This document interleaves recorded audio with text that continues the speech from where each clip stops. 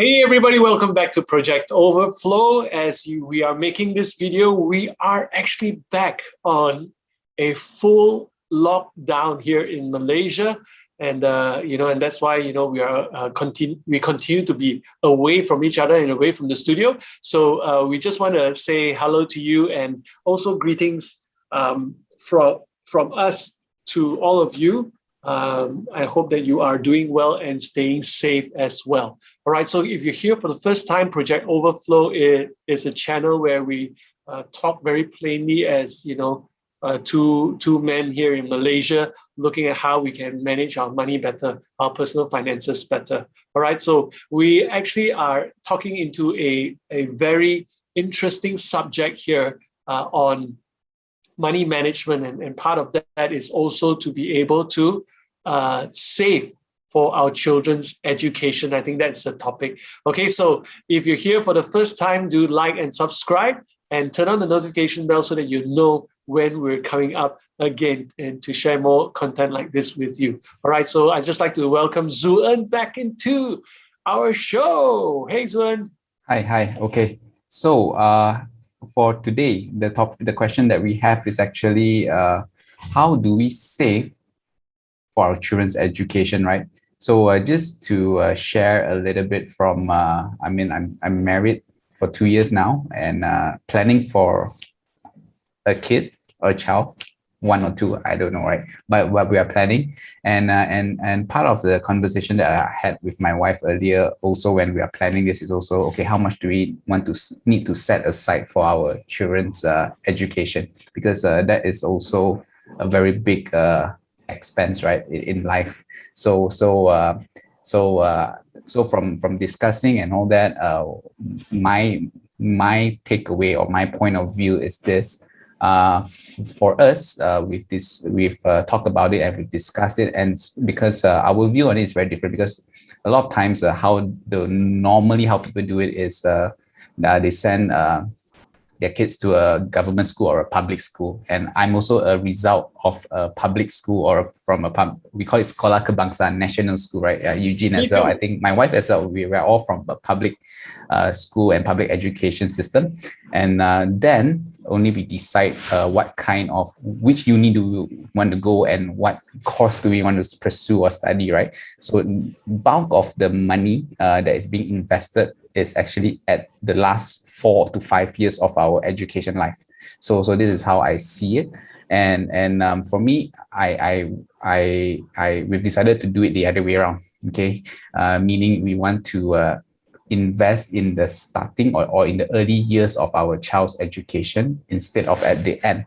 So that puts us in a position where we are looking and also searching around international schools, not to say to go very high end, but definitely schools to international schools that actually can cater to the needs of our children, because we want to give them a good foundation, and when during their childhood and as they grow up to become an adult, then they can decide whether to which university they want to study or whether do they want to continue or not. So this is just the school of thought that we have when we plan for this. So having that in mind, then I know the cost and the cost to anticipate that, and when do I need to start forking out that money, right, to for my child's education. So that is my own thought process and planning process.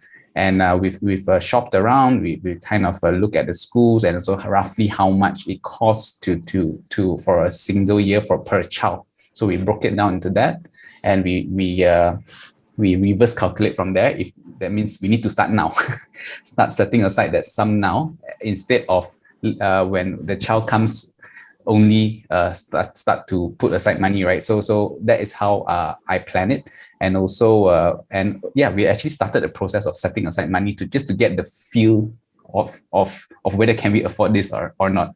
I mean, like worst case scenario, then they will just go to the public school. So that's how we are planning it, and we put it in. And also from what we understand, also looking at the inflation or not just inflation, the cost of education is actually every year, even not just for international schools, for universities as well, the education fee goes up on average 6 to 7% per year. So we can't just save as well, because if we save, by 10 years, we are short. We will come out short, right? Or in 5 years, we will definitely come out short. So we select a very simple vehicle to do it, which is actually a unit trust. So this is because for me, I'm just looking at maybe about 10%. 10% plus minus. So that's why I chose unit trust and something that I don't have to monitor and every month just put it into it. So that is how I am doing it. What about you, Eugene? How have you done it?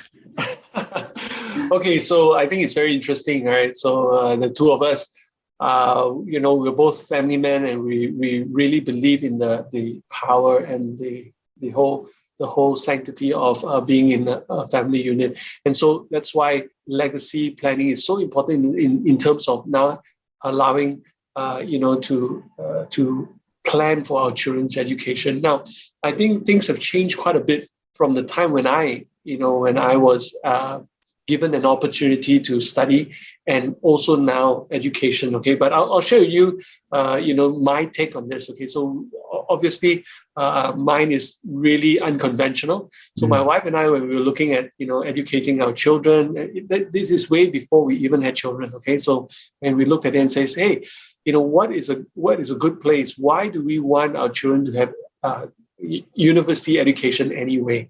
And that's because both of us, are university graduates, and we believe that the training from the university outside of the topic that we were studying is all the things that we've gained in terms of experience and also self-management and things like that that we gain in being in the university. And then we ask the next question: where do we want to have our kids, right? So and then we decided, hey, New Zealand is quite a good place.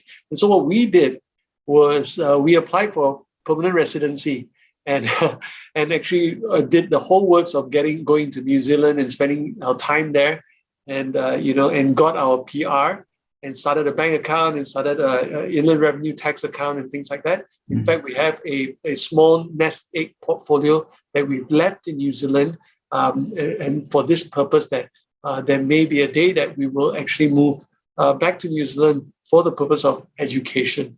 Now, having said that, the other thing that we've done is that we've also put our children into international schools. Okay, not because we don't believe in the national system, but because we wanted the diversity in terms of teachers coming from all over the world, educating the children, and also the different mix of people that they will get to mingle around with, and that is a huge plus in terms of why children should be in school and not just studying from home. And that's because of the interaction they have with other people. And I think that having done that, we also do understand that as the traditional way of educating our children and getting a degree and then coming out and working and then making a living, so to speak, that is very quickly diminishing in terms of the understanding of that whole structure of education. Because today you would see people that educate themselves, let's say in business, do way better than those who come out with a degree, unless they were professional degrees like the legal faculty, the medical faculty, right? Other than that, or a professional like an engineer and things like that, or physicist and things like that, right? Obviously, with those, then you need that kind of certification or that kind of level of education. But if you're talking about taking a degree of a business degree, I don't know about you, Zuan, but for me, I did a business degree, and I'm thinking, oh my goodness, the things that I learned from university versus the things that I'm doing now in business and entrepreneurship. In fact, I did a business degree in entrepreneurship, and there wasn't anything that I practiced from that. Except, I must say this: we participated in an entrepreneurship game and in university, and that became a real venture. And actually, the group of us that did that, we sold off that as an ongoing concern and did make some money from that. But other than that, I really, the things that I've learned from there, I'm not sure that I've even used 10% of in the real world. So I don't know. What do you think? Just to put it out there, I didn't finish. I didn't finish my engineering degree as well. Was sent to one of the top schools here in Malaysia. Did very well, but halfway got distracted. And yeah, I don't have a degree, so that's why my take on this is, unless like what Eugene you mentioned, unless it's a professional certification, you need to get certified, like to be a doctor or a lawyer or an engineer or even ACCA, an accountant, right, or even a financial planner, CFP. Yes, by all means, go ahead. Based from that experience, it actually influenced the decision that I make with my wife. Instead of focusing on the degree level, meaning the last 4 to 5 years, and spending 2, 3, 4, 500,000 on our child, we want to focus more of that money and time when they are young. So once they transition to become an adult, they get to pick or decide for themselves what do they want to do. So that is definitely it does also influence why I plan it like this. But this is all planning. It's good to prepare and plan ahead of time. But then again, when the time actually comes, who knows what's going to happen, right? So that is my take on it. Okay, and I thank you so much, John, for bringing in that that angle of things, right? So the point that you're making is that you rather spend the resource when they are much younger in the formative years to be able to really concentrate on their education, and then to make better decisions as an adult, and then they can get to pick in terms of what future kind of trajectory that they want to choose, because they would have gained enough understanding of where they are, what they want to do, much younger, and then they can make the decision. Yep. I think that is fantastic point of view, right? I think with that as well, one thing I want to bring to our viewers' attention is that parents, if you are parents today of young children, take it upon yourself to teach them things that you didn't learn in school, not even in university, and that you had to learn as an adult, okay, or from elsewhere, and you probably learn it the hard way, or probably you were sent to a course to do it, or whatever. But that's in personal money management. I think that's the reason why we've started this channel anyway, called Project Overflow, and that's to be able to bring this to your attention, that part and parcel of living in or out of that overflow, that excess, is actually being able to manage this, right? But there's no course in school that teaches that.